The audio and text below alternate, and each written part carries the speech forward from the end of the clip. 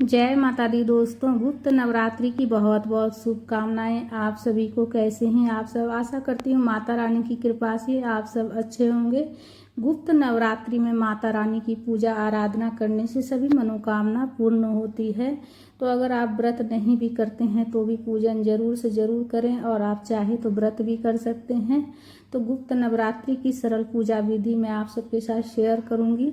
माता रानी की पूजा गुप्त रूप से की जाती है। तो सबसे पहले तो पूजा की चौकी ऐसी जगह पर लगाइएगा जहाँ पर कि जैसे कोई बाहरी आए घर में, जैसे आस पड़ोस का कोई आ जाए, कोई बाहरी इंसान आ जाए तो उसकी दृष्टि पूजा की चौकी पर ना पड़े। इसलिए कि जैसा कि नाम से ही आपको पता लग रहा होगा, गुप्त नवरात्रि यह पूजा जो होती है गुप्त रूप से की जाती है। और इसमें जो है माता रानी की पूजा आराधना करते हैं, और जो भी विशेष मनोकामना रहती है वो विशेष मनोकामना की पूर्ति के लिए हम माता रानी की पूजा आराधना करते हैं, और सभी मनोकामना पूर्ण होती है। माता रानी के मंत्रों का जाप करते हैं।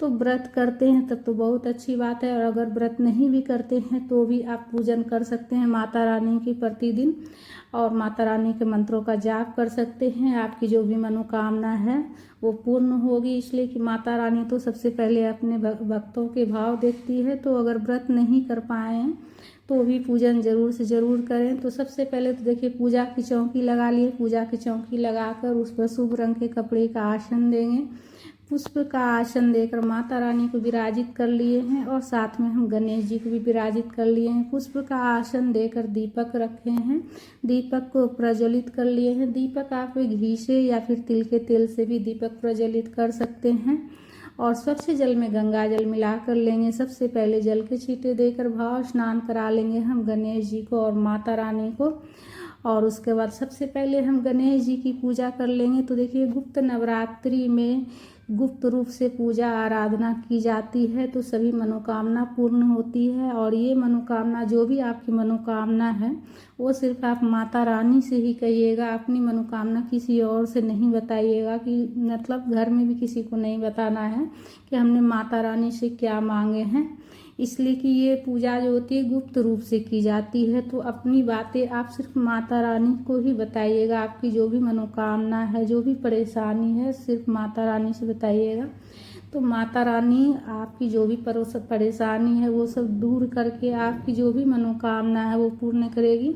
सबसे पहले गणेश जी की पूजा कर लिए हैं। वस्त्र के स्वरूप में कलावा समर्पित किए, जनेऊ समर्पित किए, रोली चंदन से तिलक कर लिए, अक्षत समर्पित करेंगे, पुष्प समर्पित करेंगे। और माता रानी को वस्त्र के स्वरूप में आप कलावा भी समर्पित कर सकते हैं या चुनरी भी समर्पित कर सकते हैं। तो देखिए, एक चुनरी तो जरूर से जरूर समर्पित कर लीजिएगा। अगर पहला दिन नहीं कर पाए तो आपको जो है नवरात्रि 9 दिनों तक रहती है, तो नवरात्रि के बीच में आप किसी भी दिन माता रानी को चुनरी चढ़ा सकते हैं, या फिर अष्टमी के दिन भी चढ़ा सकते हैं।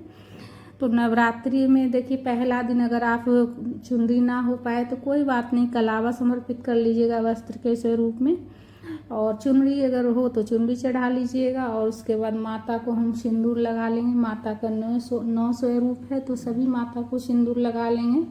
और वैष्णो माता भी है तस्वीर में, तो वैष्णो माता को भी सिंदूर लगा लेंगे। तो माता के 9 स्वरूपों का ध्यान करते हुए पूजन कीजिएगा, और जो भी फूल माला हो वो चढ़ा लेंगे हम माता रानी को। तो गुप्त नवरात्रि में गुप्त रूप से पूजा की जाती है, गुप्त रूप से मंत्र का जाप किया जाता है। जैसे मन ही मन मंत्र का जाप करते हुए आपको पूजन करनी है। तो देखिए, सरल मंत्र मैं बता रही हूँ, ओम दुर्गा देव्य नमः। इस तरह से मंत्र का जाप करते हुए आप पूजन कर सकते हैं। सरल मंत्र है ये, बिल्कुल सरल मंत्र है, ओम दुर्गा देव्य नमः। इस तरह से मंत्र का जाप करते हुए आप पूजन कीजिएगा, और जो भी मनोकामना है माता से कहिएगा। और देखिए, श्रृंगार की सामग्री आप पहले दिन भी चढ़ा सकते हैं, या फिर अष्टमी के दिन भी चढ़ा सकते हैं, या बीच में भी चढ़ा सकते हैं। जब आपको हो जाए तब चढ़ा लीजिएगा। सुहाग की सामग्री जितना हो सके 2, 4, 5 जितना आप चढ़ाना चाहे श्रृंगार की सामग्री, ठीक है। बाद में ये सामग्री जब आप पूजा की चौकी उठाइएगा, 10वीं के दिन पूजा की चौकी उठाई जाती है, तो सुहाग की सामग्री आप खुद इस्तेमाल कर सकते हैं। तो भोग समर्पित कर लिए गणेश जी को, जल का भोग लगाएं, बतासा का भोग लगा रहे हैं। सरल विधि से आप एक ही बार बतासा, मिश्री, ड्राई फ्रूट, मूंगफली दाना कुछ भी ला कर रख दीजिएगा। पूरे 9 दिन तक आप पूजन कर सकते हैं। अगर डेली जैसे आपका फल फ्रूट नहीं हो पाए तो जिस दिन हो जाए तो आप फल का भी भोग लगा दीजिएगा। सब तो माता का ही दिया हुआ है। तो बस हाथ जोड़कर निवेदन करेंगे और बतासा के ऊपर हरी इलायची, लौंग, फूल वाला लौंग भी रखकर चढ़ाएंगे। पान हो जाए तो पान चढ़ा लीजिएगा। धूप प्रज्वलित करके धूप दिखा लिए हैं तो माता से बस प्रार्थना करेंगे कि हे माता, सब कुछ आपका ही दिया हुआ है, तो आपको मैं भोग लगा रही हूँ, तो जो भी भोग लगाई हूँ ग्रहण कर लीजिए माता। तो इस तरह से प्रार्थना करना है, इसलिए कि माता का सब दिया हुआ है। तो बस जो भी हो आपका पास जो हो उसका आप भोग लगा सकते हैं। मीठा में मिश्री, बतासा, चीनी का भी भोग लगा सकते हैं, ड्राई फ्रूट का, फल फ्रूट का। और उसके बाद प्रतिदिन हाथ में पुष्प लेकर दुर्गा चालीसा या दुर्गा सप्तशती का भी पाठ कर सकते हैं। ठीक है, अपना जितना मतलब शारीरिक क्षमता हो और जैसा समय हो आपके पास उस अनुसार से आप पूजा कर सकते हैं।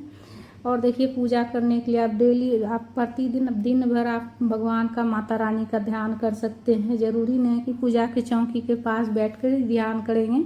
घर गृहस्थी में जो रहते हैं वो तो घर का काम करते हुए भी माता का भजन गाते हुए, माता का गुणगान करते हुए भी माता का ध्यान कर सकते हैं। उसके बाद पूजा में कुछ दक्षिणा भी ज़रूर रख लीजिएगा, इसलिए कि दक्षिणा रखने से हमारी पूजा में कुछ कमी रहती है तो पूर्ति हो जाती है। उसके बाद प्रेम पूर्वक कपूर प्रज्वलित करके आरती कर लेंगे। तो इस तरह से प्रतिदिन आप सरल विधि से पूजन कर सकते हैं। माता रानी की चौकी जैसे एक बार लगा दीजिएगा तो 10वीं के दिन उठाना है। और डेली जैसे फूल वगैरह हटाकर और जो भी फूल चढ़ाकर प्रसाद चढ़ा लीजिएगा और सुहाग की सामग्री भी चढ़े रहने दीजिएगा। 10वीं के दिन उठाना है। तो प्रतिदिन इस तरह से आप पूजन कर सकते हैं सरल विधि से। तो जैसे कि नवरात्रि में, चैत्र नवरात्रि, अश्विनी नवरात्रि का पूजा किया जाता है ना, विधि वही सेम रहती है। बस पूजा आराधना का जो नियम रहता है पूजा की चौकी का, गुप्त रूप से लगाई जाती है, मतलब बाहरी लोगों का दृष्टि नहीं पड़ना चाहिए। गुप्त नवरात्रि की जो पूजा करते हैं तो पूजा आरती हो गई। आरती करने के बाद आचमनी कर लिए हैं। आचमनी करने के बाद पूजा हमारा पूर्ण हो जाता है। 5 मिनट के बाद जो है ना, प्रसाद उठाकर पूरा परिवार ग्रहण कर लीजिएगा। और प्रतिदिन आप जो है ना इस चौकी पर पूजन कर सकते हैं। 10वीं के दिन पूजा की चौकी उठाना है। 10वीं के दिन ही पूजा में जो माता को श्रृंगार की सामग्री चढ़ाएं वो भी 10वीं को ही उठाइएगा। श्रृंगार की सामग्री घर में कोई भी सुहागन इस्तेमाल कर सकती है। 9वीं के दिन घर में जैसे एक भी कन्या हो तो कन्या पूजन आप कर सकते हैं, या फिर कन्या ना मिले तो ऐसे में आप गौ माता को भोग लगा सकते हैं, माता रानी को भोग लगा सकते हैं। हलवा पूरी बनाकर माता रानी का 9 स्वरूप ध्यान करके माता रानी को भोग लगा लीजिएगा और उसके बाद गौ माता को खिला दीजिएगा। तो इस तरह से आप नवरात्रि में कन्या पूजन भी कर सकते हैं गुप्त रूप से। तो आशा करती हूँ कि ये वीडियो आपके लिए हेल्पफुल रहेगी। अगर हेल्पफुल है, आपको अच्छी लगी है तो वीडियो को शेयर कीजिएगा, लाइक कीजिएगा। चैनल पर नए हैं तो चैनल को सब्सक्राइब कर जय माता दी के जयकारा जरूर से जरूर लगाइएगा। तो प्रेम से बोलिए जय माता दी। और माता रानी अपने भक्तों को कभी भी निराश नहीं करती है। जो भी मनोकामना रहती है वो पूर्ण करती है। सच्चे दिल से पूजा आराधना कीजिएगा तो जो भी मनोकामना है वो पूर्ण होगी। इसलिए कि माता रानी तो सबसे पहले अपने भक्तों के भाव देखते हैं। सामग्री थोड़ा कम ज़्यादा भी हो जाए तो कोई दिक्कत नहीं।